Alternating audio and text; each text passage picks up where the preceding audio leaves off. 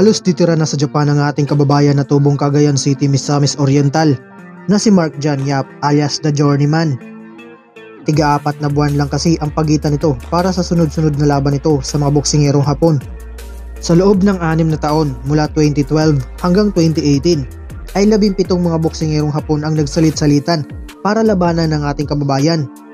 Sa awa ng Diyos, sa 17 na iyon ay 12 ang kanyang panalo. 8 panalo via unanimous decision at 4 na panalo via technical knockout at may 4 na talo via unanimous decision at 1 talo by the way of knockout.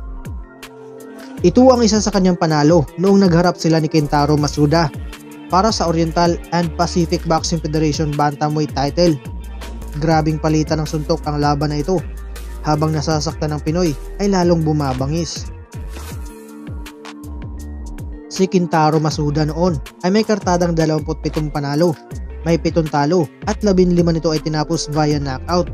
Samantalang ang ating kababayan naman na si Mark John Yap ay may kartadang 26 na panalo, may 12 talo at 12 nito ay tinapos via knockout. Bakbakan agad mga lods.